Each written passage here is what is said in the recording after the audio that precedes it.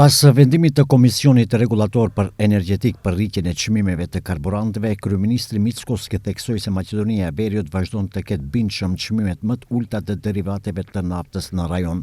Sipas tij, kjo krijon presion shtesë në zonat kufitare ku qytetarë nga vendet fqinje vijnë për të furnizuar automjetet me karburant.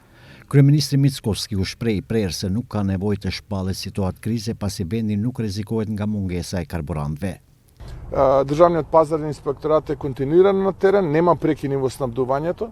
Inspektorati është në teren dhe nuk ka ndërprerje në furnizim. Është logjike të kemi presion në pjesën perëndimore të shtetit dhe në Serbi çmimet janë më të larta, ndërsa në Kosovë ato luhatën. Në rajon kemi çmimin më të ulët për naftë, ndërsa benzina është pothuajse në nivel të ngjashëm.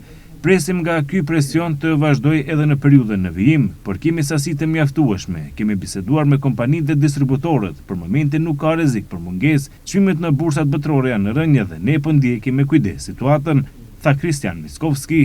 Ai paralajmëroi gjithashtu një takim me zinxhirët e supermarketeve për të shmangur rritjen e pajustifikuar të çmimeve të ushqimeve, duke theksuar se qeveria nuk do të lejojë abuzime dhe është e gatshme të ndërmarrë masa ofenzive nëse është e nevojshme.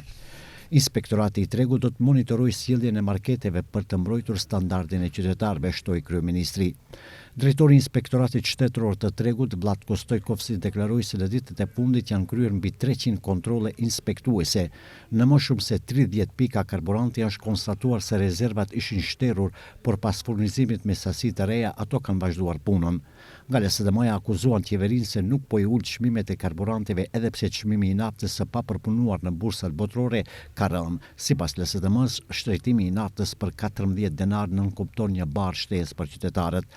Socialdemokratët kërkojnë që qeveria të pranojë masat e propozuara, uljen e TVSH-s për karburantet nga 18 në 5%, uljen e akcizës për 4 denar dhe uljen e TVSH-s për produktet bazë ushqimore.